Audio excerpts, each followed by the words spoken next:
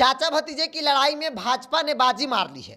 दरअसल आपको बता दें कि जैसे ही चिराग पासवान को इस बात की खबर मिली कि 5 सीटों पर होने वाले विधान परिषद के चुनाव में एक सीट भाजपा चाचा यानी पशुपति कुमार पारस की लोजपा को देने का फैसला की है, आनंद फानंद में कल देर रात चिराग पासवान दिल्ली में बैठे भाजपा के बड़े नेताओं के आवास पर पहुंच जाते हैं और वहां पे वो नाराज हो जाते हैं इस बात को लेकर कि आपको एक सीट अगर देनी है तो हमें दीजिए, नहीं तो अगर चाचा को देंगे तो फिर वहां पे हम अपना उम्मीदवार उतार देंगे।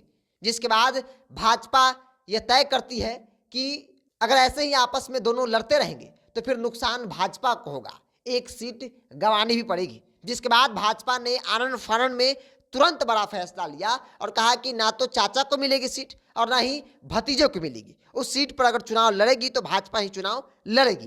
दरअसल आपको बता दें कि विधान परिषद की 5 सीटों पर चुनाव होने का ऐलान हो चुका है। भारतीय जनता पार्टी ने 4 सीटों के नाम का ऐलान कर दिया है। गया शिक्षक निर्वाचन क्षेत्र चाचा पशुपति कुमार पारस के खाते में गई थी, वहां से उन्होंने डीएन सिंह नाम के एक उम्मीदवार का ऐलान भी लगभग कर दिया था। लेकिन जैसे ही इस बात की जानकारी चिराग पासवान को मिली, चिराग पासवान ने भी उस सीट पर उम्मीदवार उतारने का ऐलान कर दिया। जिसके बाद भाजपा ने तय किया कि न तो सीट पर चाचा लड़ेंगे न ही सीट पर भतीजा लड़ेंगे, उस सीट पर अब भाजपा ही लड़ेगी, यानी कि कुल 5 सीटों पर भाजपा चुनाव लड़ेगी। तो जरा सोचिए, चाचा भतीजे की लड़ाई में फायदा किसको हुआ?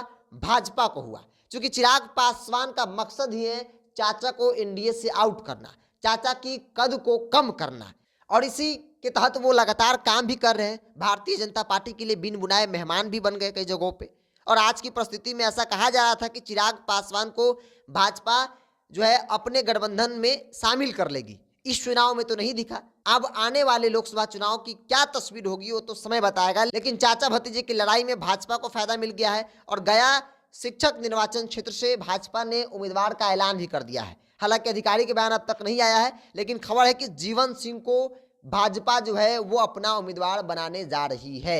जीवन सिंह भाजपा के गया शिक्षक निर्वाचन क्षेत्र से उम्मीदवार होंगे। अब तक डीएन सिंह का नाम चल रहा था जो आरएलजेपी के नेता हैं, और वो सीट पशुपति कुमार पारस की लोजपा के खाते में गई थी। लेकिन चिराग पासवान इसको लेकर ज्यादा नाराज थे। उनका मानना था कि अगर चाचा को सीट दी गई, अगर चाचा की पार्टी वहां पे चुनाव लड़ती है तो फिर चिराग पासवान की पार्टी भी अपना उम्मीदवार देगी, जीतने के लिए नहीं बल्कि चाचा के उम्मीदवार को हराने के लिए। अब इन तमाम परिस्थितियों को देखते हुए भाजपा ने बड़ा फैसला लिया है और आनंद फानंद में चिराग पासवान को भी संतुष्ट करने के लिए और गया की सीट पर जीत कैसे हो इसको देखते हुए रणनीति बनाई और अपना उम्मीदवार देने का फैसला लिया। चिराग पासवान भी मान गए। चिराग पासवान भी इस शर्त पर मान गए कि वहां पे चाचा नहीं लड़ेंगे, चाहे वो सीट भाजपा ही क्यों न लड़े, और भाजपा ने अपना उम्मीदवार का नाम का ऐलान कर दिया है। जीवन सिंह नाम के व्यक्ति को भाजपा ने अपना उम्मीदवार बनाया है। जीवन सिंह इससे पहले भी कई बार चर्चा में रहे हैं, जांच एजेंसियों के छापेमारी को लेकर चर्चा में रहे थे, और जीवन सिंह को गया शिक्षक निर्वाचन क्षेत्र से भाजपा ने अपना उम्मीदवार बनाया है। तो 5 सीटों पर भाजपा का कब्जा है। एनडीए बेशक कहने को हो, लेकिन भाजपा ही 5 सीटों पर चुनाव लड़ रही है।